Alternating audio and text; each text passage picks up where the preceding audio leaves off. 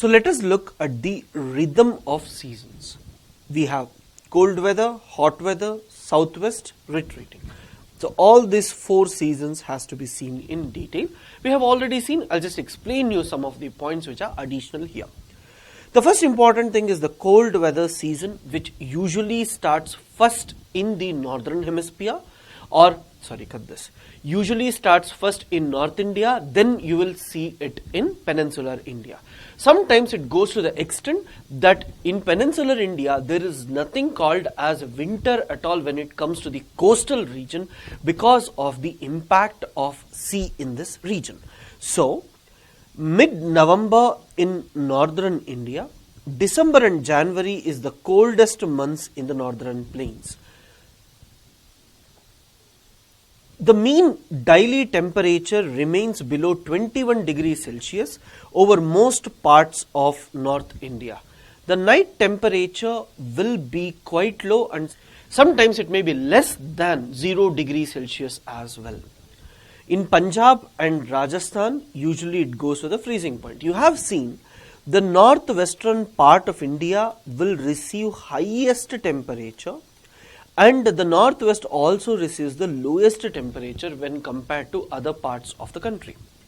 There are 3 main reasons for the excessive cold in North India during this season.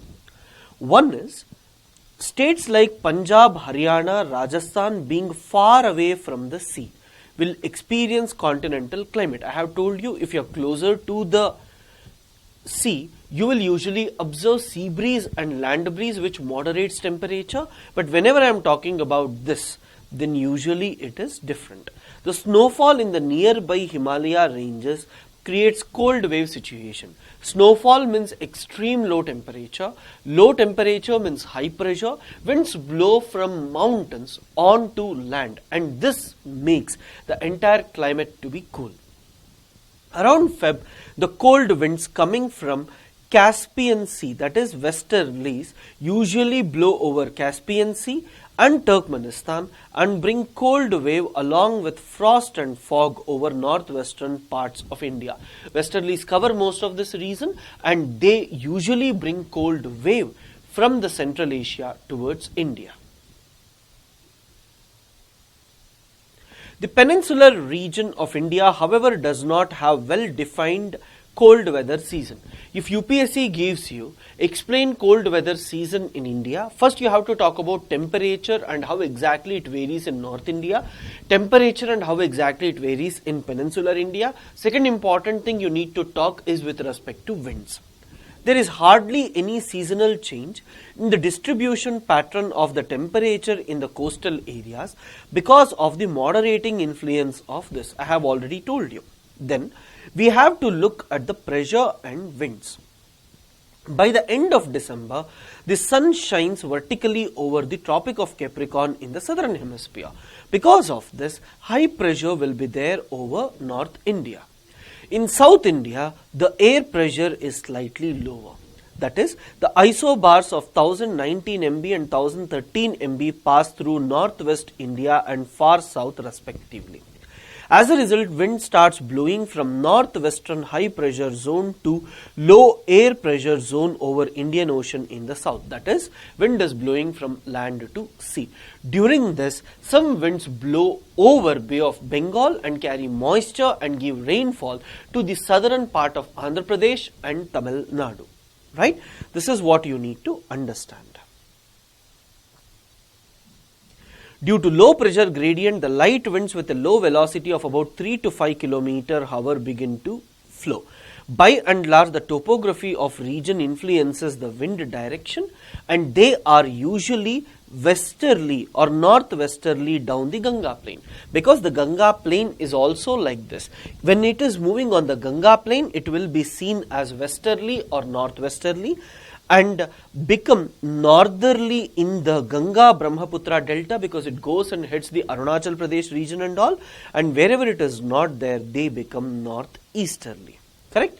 And during the winters, the weather in India is pleasant. The pleasant weather conditions, however, has intervals which may be disturbed by shallow cyclonic depressions which are originating in Mediterranean Sea is brought to India via West Asia, Iran, Afghanistan, Pakistan, and it gives rainfall in northwestern parts of India. Some sort of snowfall is also observed in Himalayas. On their way, the moisture content gets augmented from the Caspian Sea in the north and the Persian Gulf in the south. What is the role of westerly jet stream? That is, westerly jet stream, whenever it is coming, it tries to bring these depressions towards India. Winter monsoons in India do not cause rainfall because they are moving from land to sea. I have repeated at least 100 times that in winter winds are blowing from land to sea. It is because firstly they have little humidity, and secondly due to anticyclonic circulation on the land, that is high pressure, so there won't be enough rainfall. So most parts of India do not have rainfall, but there are certain regions which receive rainfall. Which are they? In the northwestern India, some weak temperate cyclones from the Mediterranean region comes and westerlies and the jet stream brings them, and they are very less but still give rainfall for the rabi crops, and the precipitation is in the form of snowfall in the lower Himalayas. It is this snow that sustains the flow of water in summer, usually in the Ganges rivers. This is what you need to understand. We say that the Himalayan rivers are perennial mainly because of this.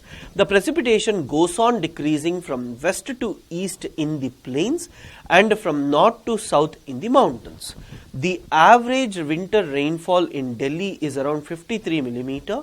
In Bihar, it may reduce to 25 and 18. Very, very important for us. Central parts of India also receives rainfall, occasionally, not very much. Arunachal Pradesh, Assam and Northeast India also receives rainfall during this particular period, and Tamil Nadu coast, southern Andhra Pradesh, southeast Karnataka and southeast Kerala also receives rainfall. Orographic rainfall is usually seen during this particular period. So winter rainfall is seen in most parts of India, but it will be very less. So rabi crop is also grown across. Because of climate change and other factors, today we are not seeing enough rainfall for rabi crops. Then let us take the hot weather season. With the apparent northward movement of the sun towards the Tropic of Cancer in March, that is, at equator, March 21st, it will usually fall. April, May and June are the months of summer in North India. In most parts of India, temperature reaches 30 to 32 degrees Celsius. In March, the highest temperature is about 38 degrees Celsius. It occurs in the Deccan Plateau, while in April, temperature ranging between 38 to 43 degrees Celsius are found in Gujarat and Madhya Pradesh. In May, the heat belt moves further north, and in the northwestern part of India, temperatures around 48 degrees Celsius are not uncommon. Very, very important for us to look at this. That is, this we are talking about the temperature. I have always told you, talk about temperature differences in different parts of India. The hot weather season in South India is not intense, similar to the winter as well, because of the breeze that takes place. Right? This is very, very important for us. Some of the isotherms are parallel to the coast, confirms the temperature does not decrease from north to south, rather it increases from the coast to the interior. If you take the Indian coast, temperature will be less here, but once you go deep inside, it will be high. So high temperature inside and low temperature here. But when we actually look at the northern plains, it will be more near the northern plains, and once you come down, it will be less. Right? This is very, very important for us. And then we need to understand pressure and winds. When I am talking about pressure and winds, the summer months are a period of excessive heat and falling air pressure in the northern half of the country. Because of the heating of the subcontinent, the ITCZ moves northward, occupying a position centered around 25 degrees north. Roughly, this elongated low pressure monsoon trough extends over the Thar desert in the northwest to Patna and Chotanagpur plateau in the east-southeast region. So, you will have low pressure being developed first. Once low pressure is developed, southwesterly winds on the west coast as well as along the coast of West Bengal and Bangladesh usually give rainfall. Correct? This is what you try to see. So, they are easterly or southeasterly over North Bengal and Bihar. It has been discussed earlier that these currents of southwesterly monsoons are in reality displaced equatorial westerlies. The influx of these winds by mid-June brings about change in the rainy weather. See, what they are trying to say is, in ITCZ, we usually observe the winds blowing like this because of the rotation of the earth. Similarly, when we are actually looking, when ITCZ shifts northward, winds blow in this direction right in the northern hemisphere and they give heavy rainfall. This is what they want to talk here about, the displaced equatorial westerlies. Right? No need to worry much. What is more important is, in the heart of the ITCZ in the northwest, the dry and hot winds, often known as Lu, is usually observed. These are dusty storm and they bring different weather patterns wherever it blows. Dust storms in the evening are very common in Punjab, Haryana, Rajasthan and Uttar Pradesh. These temporary storms bring a welcome respite from the oppressing heat, since they bring some rain along with them. Whenever they blow, they give little bit of drizzle and they give some relief in the extreme hot climatic conditions of Delhi. Right? As you have extreme hot climate, you will find low pressure. Low pressure means winds are rising, and as they rise quickly, usually convectional clouds or convectional rainfall is observed. Then let us take mango shower. See, this rainfall, whenever the ITCZ shifts over different parts of India, wherever they shift, they give you heavy rainfall. So let me just give you an example. When sun is rising above, ITCZ will be here. So rainfall will be here. When sun shifts here, rainfall will be here. Again, rainfall will be here. Can you see, wherever ITCZ shifts, the rainfall also increases. So this is what we say, pre-monsoon showers. It is called as mango showers in Karnataka and Kerala, which actually helps in ripening of mangoes. It is also called as blossom showers, especially it helps coffee blossoms in Karnataka and Kerala. It is called as nor'westers or thunderstorms, Kal Baisakhi, in Bengal and Assam. And this helps in growing rice or cultivation in jute and rice cultivation in Assam and Bengal. And you have Lu, hot, dry and oppressing winds blowing in northern plains of India. All this is very, very important for us. Next, you're all aware about the southwest monsoon season. As a result of rapid increase of temperature in May over northwestern plains, the low pressure conditions over there gets intensified. We have seen again and again. By early June, they are powerful enough to attract the winds from the Indian Ocean. After crossing equator, they actually become southwesterly. I have at least repeated some 20 times. The rain in the southwest monsoon season begins rather abruptly, because as soon as the jet streams are replaced, easterly jet stream brings enough rainfall, and I have already told you this is called as burst of monsoon. So, we have already seen a lot about the southwest monsoons. We have already seen a lot about the southwest monsoon season. That is, we know that the winds blow southeast below equator. After crossing, it becomes southwest and enters into India. And it is divided into Bay of Bengal branch and Arabian Sea branch. Passing over the equatorial warm currents, after crossing the equator, they follow a southwesterly direction and is known as the southwest monsoons. The rain in the southwest monsoon season begins rather abruptly. This is what we have seen as burst in the monsoon, and sometimes there will be break, which we also have seen with respect to breaks in the monsoon, right? And here they try to explain in detail about the Arabian Sea branch and the Bay of Bengal branch. Before that, let me first explain you what exactly they want to talk here. You know that there is Western Ghats here. Winds, they usually come and hit the Western Ghats. And whenever they hit the Western Ghats, they usually give rainfall on the western side of Western Ghats, because as the clouds rise, they give rainfall. But on the eastern side of Western Ghats, rainfall usually decreases. This is one thing, that is, on the western side more rainfall occurs, and on the eastern side very little rainfall usually occurs. In between Kerala and Tamil Nadu, there is a pass called as, or gap called as, Palagat Gap. You can see in your atlas. So because of this gap, some rainfall actually enters into Tamil Nadu and gives some rainfall. And then when we are actually talking about the central India, you have Vindhyas and Satpuras, through which certain winds blow, and they give heavy rainfall in this region.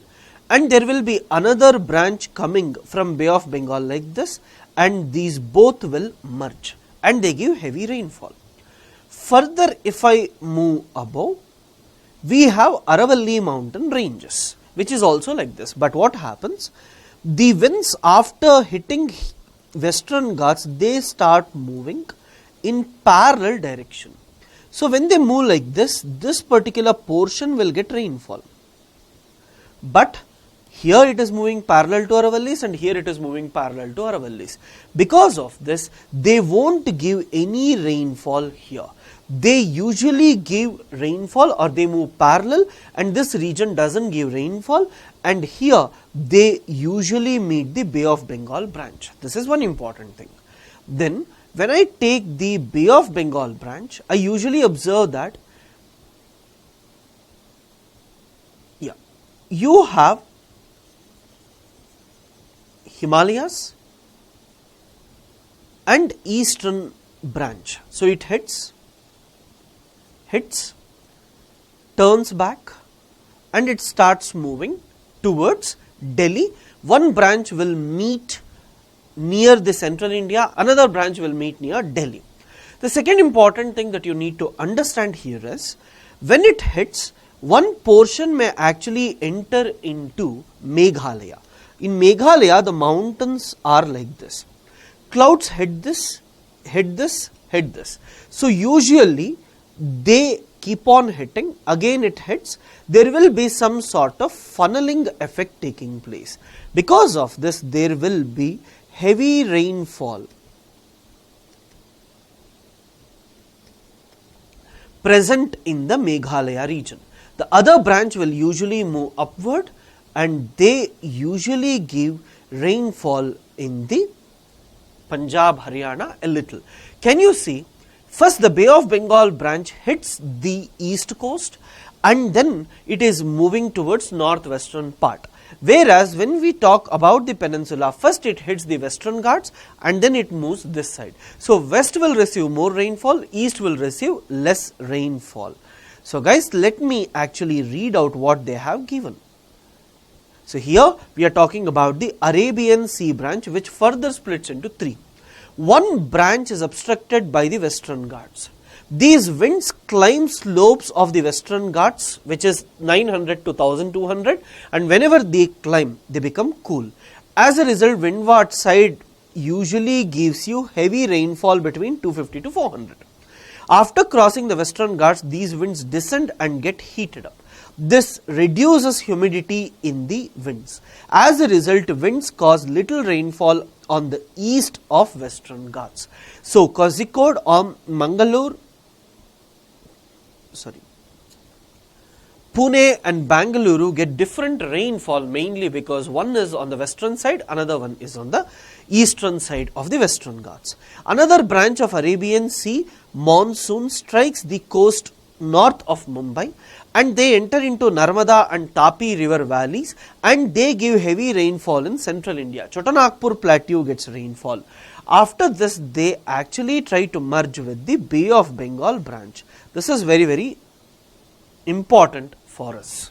And then The third branch of the monsoon wind strikes the Saurashtra peninsula, and here they move along western Rajasthan and Aravallis. As they move parallel, they usually give less rainfall. In Punjab and Haryana, it too joins the Bay of Bengal branch. These two branches, reinforced by each other, cause rains in the western Himalayas. Very, very important for us. Next important thing is Bay of Bengal branch. The Bay of Bengal branch strikes the coast of Myanmar and Bangladesh, but the Arakan hills along the eastern Himalayas usually deflect big portion of the branch towards Indian subcontinent. The monsoon therefore enters West Bengal and Bangladesh from south and southeast direction instead of from southwesterly direction. From here, this branch splits into two under the influence of Himalayas and the northwest India. Its one branch moves westward along the Ganga plains reaching Punjab plains. The other one will be moving over the Brahmaputra valley in the north and northeast, causing widespread rains. Its sub-branch strikes the Garo and Khasi hills of Meghalaya. Mausim Ram, located at the crest of Khasi hills. Usually UPSC asks you, Mausim Ram is present just below which of the following mountains? Receives the highest average annual rainfall in the world. Tamil Nadu doesn't receive rainfall from the Bay of Bengal because Bay of Bengal branch moves parallel, and also Arabian Sea branch doesn't give rainfall because Tamil Nadu is present on the leeward side. Only near Palakkad Gap it receives rainfall. So this is very, very important for us.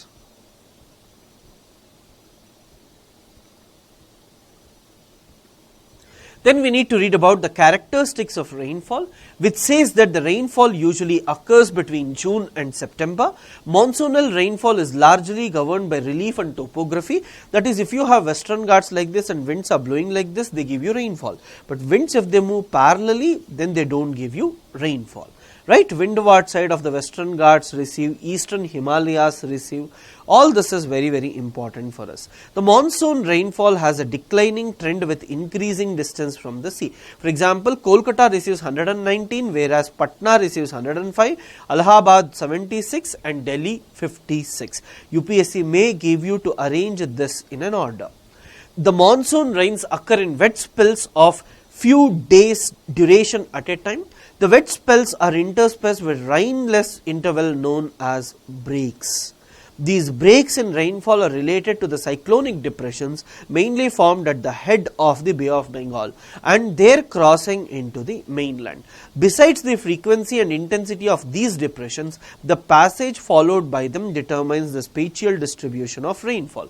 I have already told you about the breaks and what causes the breaks. The summer rainfall comes in a heavy downpour, leading to a considerable run-off and soil erosion. Very, very important for us. Monsoons play a pivotal role in the agrarian economy because 3/4 of our total rain is usually received during southwest monsoons. Its spatial distribution is also uneven. In few regions it gives only 12 centimeter, but it gives 250 centimeter in different parts. Because of this, different rainfall is observed in different regions. The beginning of the rain sometimes is considerably delayed over whole part of the country or only a part of the country. The rains sometimes end considerably earlier than usual, causing great damage to the standing crops, and the sowing season of the winter crops also become difficult. Any changes will have huge impact. Season of retreating monsoon. With the southward movement of the sun, we also see that the monsoon winds will retreat. The months of October and November are known as the retreating monsoons. By the end of September, the southwest monsoon becomes weak as the low pressure trough of the Ganga plain starts moving southward with the response of the southward movement of the sun. The monsoon retreats from the western Rajasthan by the first week of September, and winter starts there immediately after that.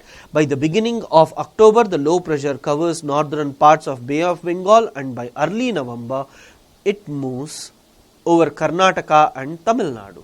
right? Once it enters into Indian Ocean, especially Bay of Bengal, they give you heavy rainfall. Usually this retreat is observed with some sort of heat commonly called as October heat. Very, very important for us. And then we need to understand widespread rain in this season is associated with the passage of the cyclonic depressions which originate over the Andaman Sea, and it is brought from Andaman Sea towards India through the northeast trade winds which usually blow.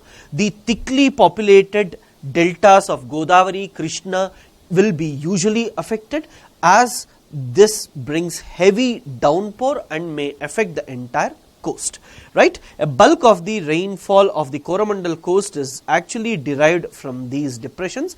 Tamil Nadu usually get rainfall because if you take the depression when it is moving from Bay of Bengal over Tamil Nadu, they are moving from sea to land and they give heavy rainfall.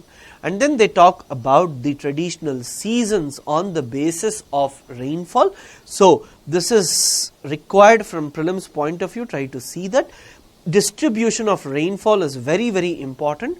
Guys, you are all aware areas of high rainfall. First, along the west coast, especially on the western side of Western Ghats. Second, sub-Himalayan areas, especially in northeast India. In some parts of Khasi, Jaintia hills, they give you heavy rainfall. Brahmaputra valley also gives rainfall. And then when we talk about areas of medium rainfall, we talk about the southern parts of Gujarat, east coast of Tamil Nadu, which receives rainfall from both southwest monsoons and also cyclonic depressions, northeastern peninsula covering Odisha, Jharkhand, Bihar, Madhya Pradesh, central India through Narmada valley, areas of low rainfall usually western UP, Delhi, Haryana, Punjab, Jammu and Kashmir, Gujarat, Rajasthan, all this. Inadequate rainfall usually the leeward side of the mountains, right? This is very, very important. On the basis of this, there are different climatic classifications, and NCERT books talks about the Koyappan classification. Here you should understand certain basic factors. This will help us in understanding the global climate as well. First important thing is tropical climates. What is the meaning of tropical climates? Even in winter, temperature will not be less than 18 degrees Celsius. That is, the temperature will be more than 18 degrees Celsius throughout the year.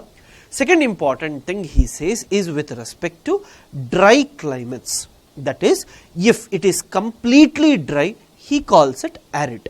If it is less dry, that is, if rainfall is there in some point of time, we call it semi-arid. So he gives capital S for semi-arid, W for arid regions. Warm temperate region, 30 to 45 degrees Celsius is called as warm temperate region, where the temperature will be between 18 degrees Celsius and minus 3 degrees Celsius. Whereas cool temperate, temperature will be, warmest month is over 10 degrees Celsius and the mean temperature of the coldest month is under minus 3 degrees Celsius. See guys, if it is 18 degree throughout, above 18 degree throughout, you call it tropical, correct?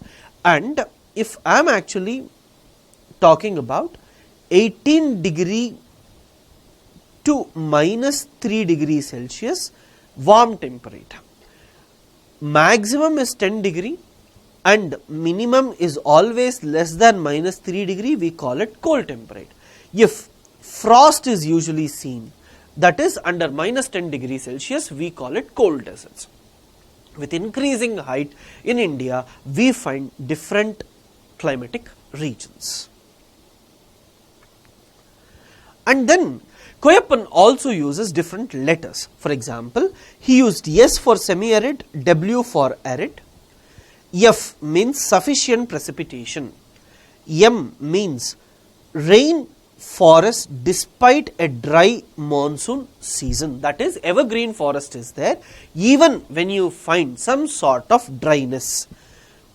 W, dry season in winter. H, dry and hot. C means less than 4 months with temperature over 10 degrees Celsius. That is, we are talking about cold temperate region. G means Gangetic Plain. On the basis of this, he tries to divide Indian climate into this. Can you see AMW?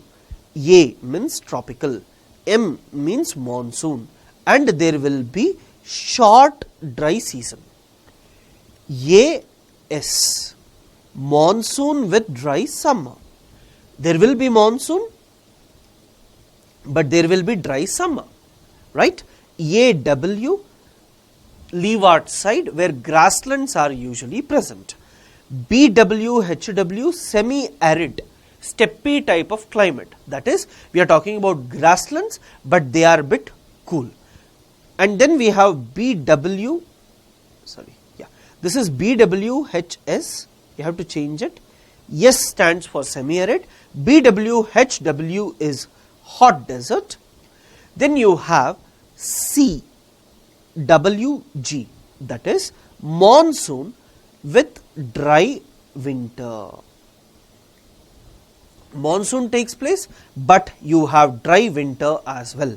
I'll show you the places properly. First, let's see one after the other. AMW, west coast of India, south of Goa.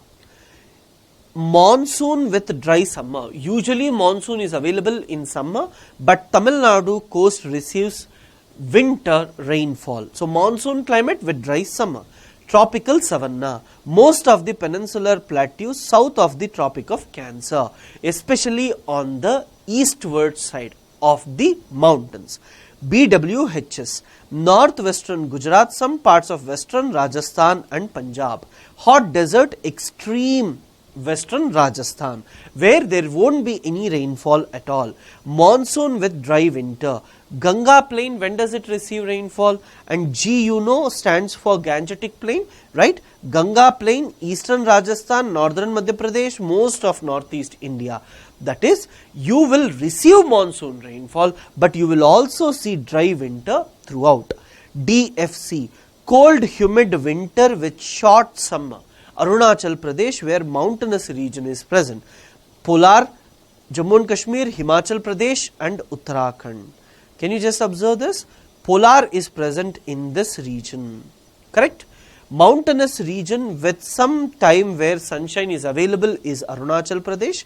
And then can you see here, steppe type of climate, hot deserts are present. Central India, monsoon will give rainfall, but winter will be usually dry. Can you see the other parts, savanna type of climate? And then, can you observe monsoon with short dry season? And can you see steppe type of climate on the leeward side? That is, rainfall will happen, but grasslands will be there, increasing height. And then can you see monsoon with dry summer in Tamil Nadu, right? So what all we see?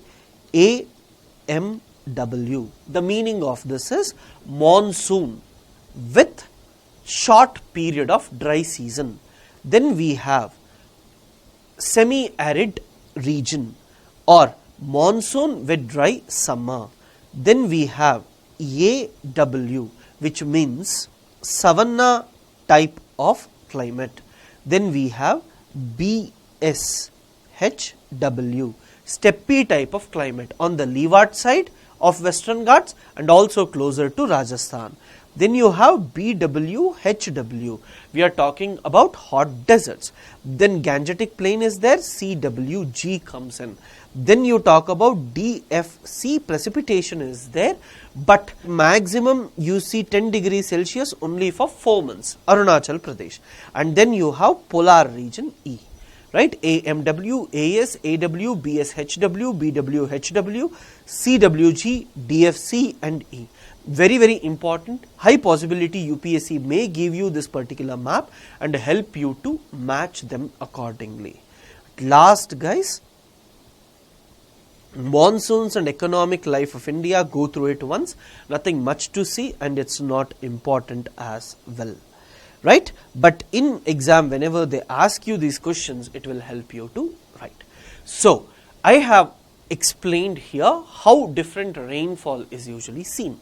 Next we will be taking up how exactly we are going to see different vegetation in the world. So in this chapter, even though we took time, we tried to understand different seasons and high possibility questions can come, and students usually get confused in this particular chapter. So please go through this carefully again so that you don't miss any point. Later, we will quickly start with next chapters which are factual in nature, but we can try to analyze on the basis of what we have seen in this particular chapter.